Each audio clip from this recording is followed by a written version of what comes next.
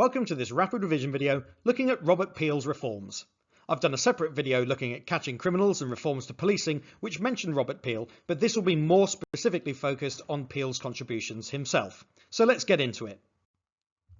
Robert Peel was Prime Minister between 1834 and 1835 and then from 1841 to 46.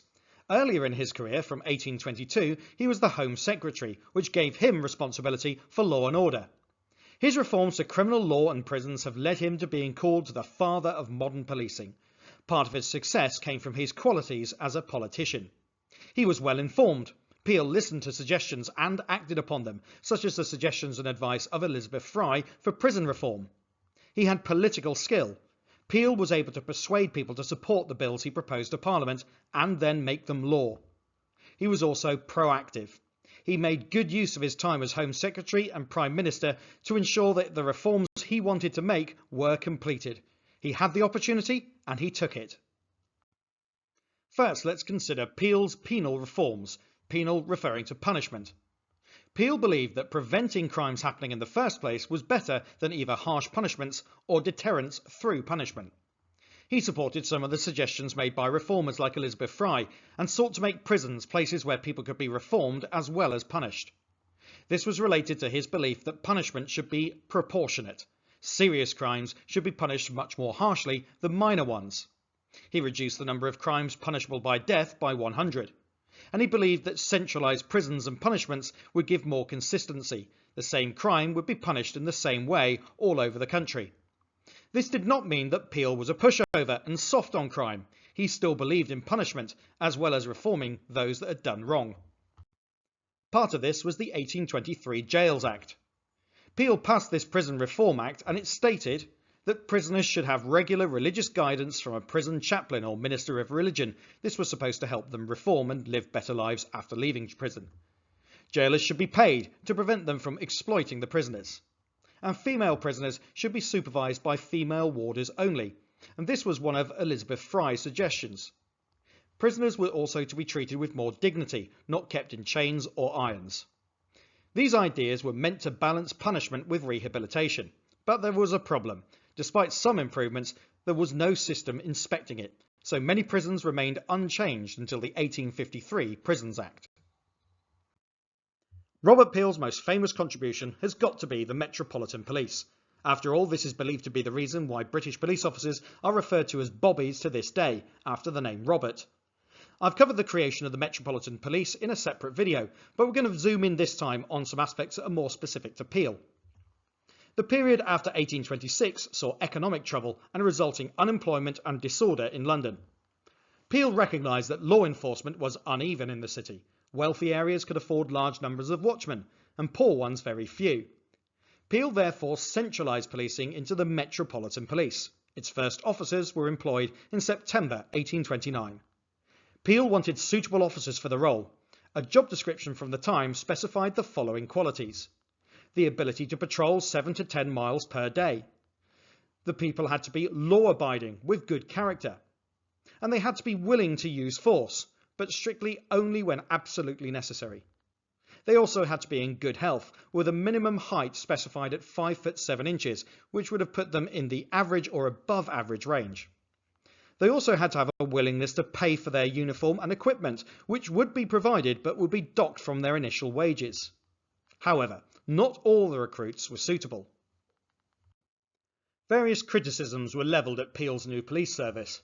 There was a lot of public opposition to the new police, which is shown in this cartoon of 1833. It's titled Reviewing the Blue Devils, alias the Raw Lobsters, alias the Bludgeon Men. Hardly flattering descriptions. You can see their blue uniforms with the truncheons tucked into their pockets and the distinctive top hats. But they're all saying things about their background which are dubious at best. Things about their health, things about coming from the workhouse, and things about being basically criminal themselves. Some of the reasons people were critical of the police were as follows. People were suspicious of the health of the recruits. They also saw them as poorly trained, and that was probably a fair criticism, especially at first. There were concerns over how expensive policing was for taxpayers. After all, they all needed salaries. 2,800 officers were recruited at first, but only 600 lasted a year or more, suggesting that they really were recruiting the wrong people. And people feared military or oppressive styles of policing, like that seen in Paris. Some people feared that the police attracted immoral and criminal men to the force. Police were well paid. You got £200 a year to be a superintendent, £100 a year to be an inspector, and 3 shillings 6 a day for a sergeant and 3 shillings for a constable, which was above average for the time. But this also brought scrutiny in terms of their value for money and whether they were really earning these salaries. Some police were obviously unsuitable. A letter of complaint written in 1830 about the superintendent of Brixton tells us that he was drunk on duty. Peel recognised this criticism and he was determined to address it. Part of this was by issuing advice for police recruits, which we're going to have a look at now. What I'll do after I've done this slide is I'll put all of this information up on the screen at once in case you want to make some notes or take a screenshot.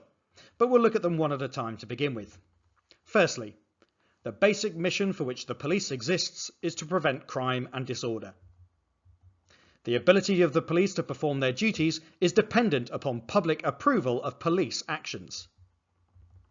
Police must secure the willing cooperation of the public in voluntary observance of the law to be able to secure and maintain the respect of the public.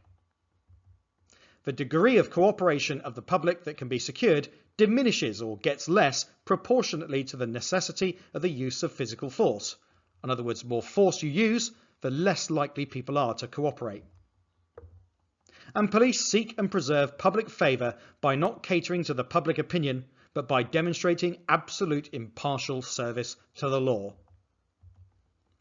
Police use physical force to the extent necessary to secure observance of the law or to restore order only when the exercise of persuasion, advice and warning has found to be insufficient.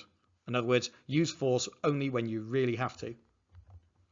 Police at all times should maintain a relationship with the public that gives reality to the historic tradition that the police are the public and the public are the police. The police being only members of the public who are paid to give full-time attention to duties which are incumbent on every citizen in the interests of community welfare and existence. And this one here really is key to the consent of the governed.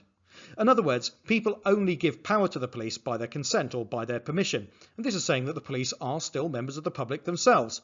They're just paid to do the job that every citizen really should do. And number 8, police should always direct their actions strictly towards their functions and never appear to usurp the powers of the judiciary, in other words, to misuse them. And lastly, the test of police efficiency is the absence of crime and disorder, not the visible evidence of police action in dealing with it. In other words, if the police are effective, they will be a deterrent for crime, and crime shouldn't happen in the first place. If there's a lot of crime and the police are seen to be dealing with it, then there must be a failure in deterrence. I'm now going to put this information all up on the screen at once, and I'll give you 3 seconds to take a screenshot if you'd like. Have you got that?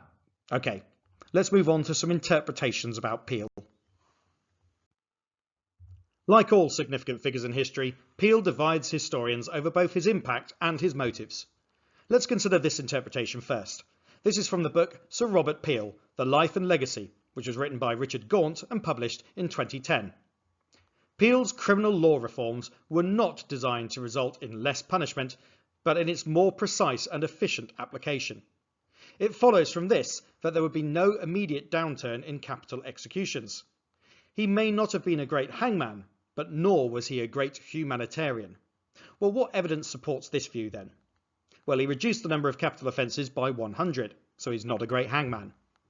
He introduced the Metropolitan Police to better deal with law and order in London. And he forced through his reforms in the face of significant public and political opposition.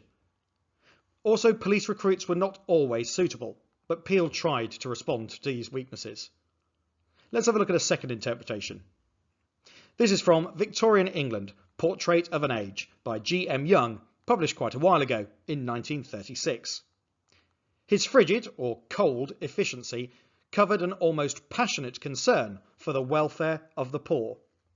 Well, what facts might back this up? He believed that punishments should be proportionate, in other words, that they should fit the crime. He accepted the advice of prison reformers like Elizabeth Fry. And he believed that the police should work with and be servants of the public and not their oppressors. He believed in reforming criminals as well as punishment. So which interpretation do you agree with? Perhaps you can put it in the comments below, and we'll see if we can get something of a discussion going. Our final points then. Robert Peel was Prime Minister from 1834 to 35 and from 1841 to 46. He was also Home Secretary from 1822 to 1830. He believed in prison reform and passed the 1823 Gaols Act, aiming to make prisons more effective at reforming prisoners. But a lack of funds and inspectors meant that it had limited impact. Peel believed in proportionate punishments, reducing the number of crimes punishable by death. Peel created the Metropolitan Police Force in 1829. This was the first professional police force. Peel specified who could be a suitable recruit and how they should work to gain public trust. But training was often poor, and not all police were suitable. Some historians see him as an effective reformer who still believed in efficient punishment. Others see him as a humanitarian, focused on helping the poor. Nevertheless, Peel is seen as the father of modern policing. That's the end of this rapid revision video. I hope it's been useful to you, and if it has, please do like the video and subscribe to the channel for more. If there's something else that you're desperate for me to cover, pop it in the comments below. Thanks for watching, and goodbye.